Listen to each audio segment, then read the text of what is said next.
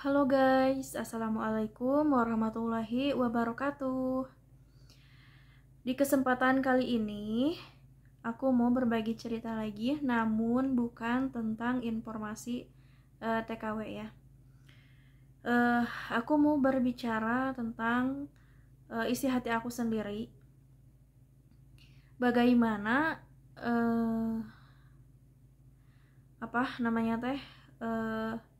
suka dan duka menjadi seorang TKW. Dan aku ceritain dari pertama, aku berangkat ke Arab Saudi itu tahun 2017. Pada waktu itu, aku sedang menyusui bayi aku, anak aku gitu ya. Bayi aku berumur 7 bulan, 8 bulan, mau jalan 9 bulan. Dan aku terpaksa melepaskan ASI-nya karena memang aku nggak ada pilihan buat ninggalin anak gitu ya kan, ninggalin bayi yang masih ASI.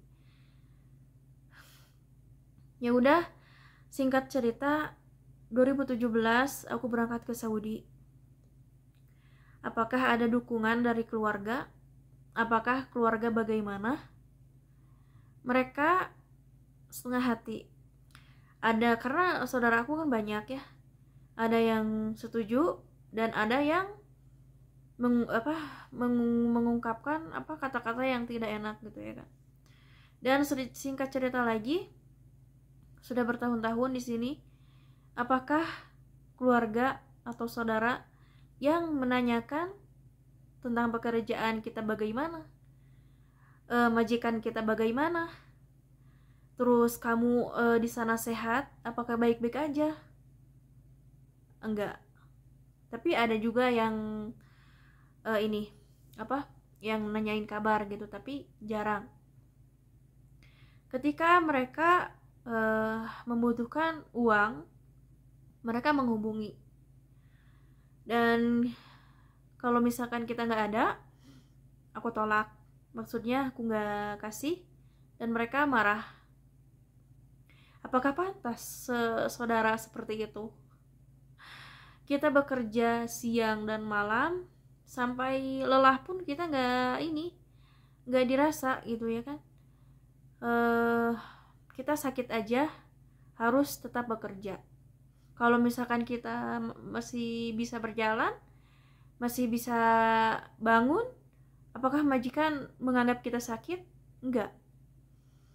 Kadang kan walaupun kita sakit sedikit, walaupun kita sakit tapi terbayang masalah pekerjaan. Jadi pekerjaan itu menjadi tanggung jawab nomor 1. Jadi merasa pekerjaan kita itu sudah menjadi pokok utama gitu, sudah menjadi kewajiban. Kadang lagi tidur pun kita terbayang-bayang oleh pekerjaan yang belum terselesaikan. Aku kayak gitu.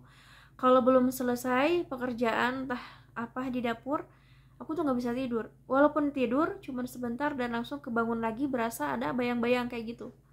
Apakah kalian merasakan apa yang aku rasakan? Dan aku memutuskan, setelah beberapa tahun kemudian ya, aku memutuskan untuk terjun ke dunia YouTube, per-YouTubean. Aku pikir nge-YouTube itu gampang. Aku pikir dengan nge-YouTube aku bisa sedikit tidak jenuh gitu ya. Namun ternyata pekerjaan aku jadi double. Jadi berdouble-double gitu ya. Tapi alhamdulillahnya sih majikan mengizinkan ya aku nge-YouTube. Karena nge-YouTube juga kan aku nggak mengekspos mereka. Aku hanya memperlihatkan pekerjaan aku aja, sama cerita-cerita kayak gini, sama mungkin kalau misalkan aku lagi di kampung, aku syuting di luar, jadi nggak ngeliatin orang-orangnya gitu ya. Terus apakah keluarga, saudara menanyakan itu? Nggak ada. Apakah saudara ingin membantu? Nggak ada. Aku meminta bantuan ke teman aku, malah ada saudara aku yang komplain. Kalau misalkan aku nggak boleh minta tolong ke teman, kamu bantulah gitu. Tapi aku nggak apa-apa sih, ini bukan menceritakan kejelekan saudara, namun aku ingin mengutarakan isi hati aku seperti apa gitu ya. Jadi jangan kalian tuntut aku harus sehat seterusnya, dan jangan kalian menuntut aku untuk memberikan apa yang kalian mau, apa yang kalian inginkan. Coba lihat deh, banyak yang lebih parah hidupnya seperti aku gitu. Ada juga teman kita dari Cianjur, teman aku, cuman dia kerjanya di Qatar. Dia 5 tahun kerja sama majikan itu gak dibayar, gak digaji, dan gak dikasih HP, gak bisa komunikasi dengan keluarganya, dengan teman-temannya, kasihan. Dan si ibu ini udah umur juga, nanti aku liatin fotonya, mungkin kalian kenal. Dan kita juga gak bisa membantu, dan aku juga gak bisa membantu karena di luar Saudi gitu, di Qatar, di Emirat. Jadi kalau misalkan di sini, aku akan minta tolong ke kedutaan di sini di Saudi, dan kalau di Qatar aku nggak tahu gitu. Cuman hanya bisa membantu untuk menyebarkan, semoga kepolisian di sana atau keluarganya bisa membantu gitu ya. Terus lanjut lagi, banyak dan ada ya sebagian orang yang ngehutang ke kita gitu. Kalian tidak memikirkan bagaimana susahnya kita kerja. Kalian ngehutang tapi nggak mau bayar. Apakah kalian punya otak gitu ya? Apakah kalian nggak punya hati? Bagaimana kerja kita mengumpulkan uang, mencari uang, hampir setengah mati, dari pagi sampai malam kita bekerja. Terus ada lagi yang punya suami ini ya, istrinya tuh diperas, dimintain uang setiap bulan, atau diancam kalau nggak ngasih diancam, tapi uangnya nggak jelas dikemanain. Itu banyak juga. Aku sangat kasihan, dan aku alhamdulillah masih beruntungnya nggak punya suami sekejam itu. Tapi aku punya temen yang kejamnya gimana, minjem uang tapi nggak dibalikin.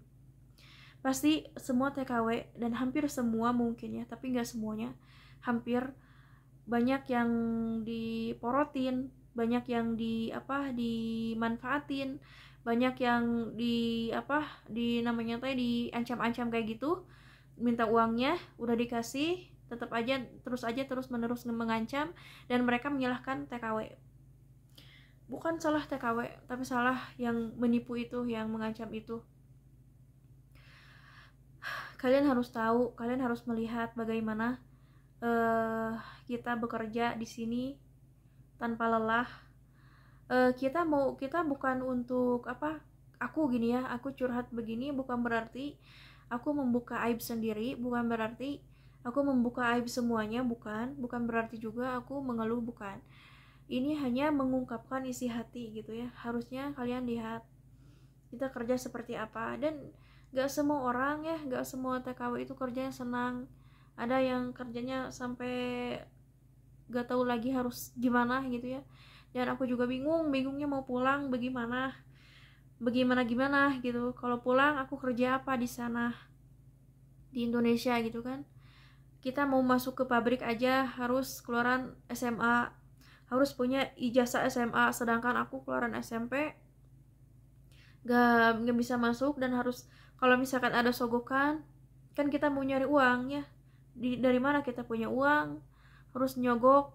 Jadi nyogok itu mahal kalau ke pabrik gitu ya. Jadi bingung. Terus mau cuti terus mau ninggalin anak lagi tuh, dalam pikiran aku tuh udah kayaknya nggak kuat, nggak bisa gitu kan. Nggak bisa harus ninggalin anak lagi, sedangkan anak aku sekarang udah besar, udah tahu, udah ngerti. Kalau dulu kan masih bayi belum tahu apa-apa. Aku pergi bayi aku nggak nangis karena kan belum tahu ibunya mau kemana gitu kan, nggak tahu ibunya mau perginya akan kembali apa enggak gitu. Masih bayi nggak tahu apa-apa. Kalau sekarang anak aku kan udah besar, udah tahu, udah ngerti. Kalau misalkan aku pergi lagi ke sini kerja lagi, aku takut menyakiti hatinya gitu. Jadi sangat bingung sekali, bingung banget gitu, antara pulang langsung atau cuti gitu. Tapi aku masih membutuhkan pekerjaan ini. Makanya aku terjun ke dunia YouTube itu pengen punya pekerjaan sampingan gitu, pengen punya pekerjaan, dan setelah aku pulang dari sini aku bisa nge-YouTube, fokus nge-YouTube di Indonesia, dan insya Allah mudah-mudahan ada penghasilan gitu. Pengennya seperti itu, dan ternyata gak segampang yang aku pikirkan, gak segampang yang gak segampang yang aku lihat gitu. Mereka nge-YouTube kok gampang, kok aku susah banget gitu. Karena banyak cacian, makian, bulian kayak gitu, hati aku tuh kadang suka gak kuat gitu. Padahal kita udah berusaha sebisa mungkin, udah berusaha sekuat mungkin gitu ya, untuk bisa yang terbaik, memberikan yang terbaik untuk semuanya gitu ya. Dan sampai kalau tidur kebayang-bayang gitu, pokoknya sulitnya ya sulit gitu, belum tentu kalian bisa gitu ya. Terus aku selama 6 tahun kerja di Saudi, aku kehilangan seorang ibu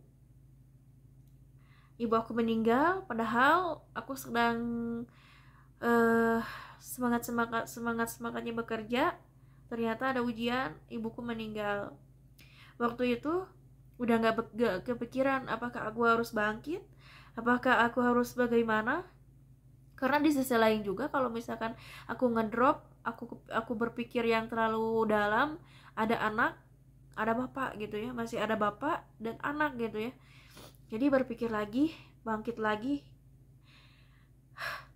Dan yang paling aku sedihkan di sini, saudara sih.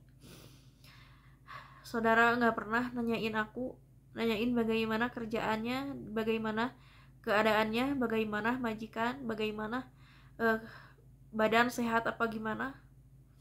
Aku tuh kalau di sosial media ketawa-ketawa gitu ya, ingin sedikit menghibur orang, padahal sendiri aja nggak ada yang menghibur gitu, sendiri aja susah, lagi kesusahan gitu.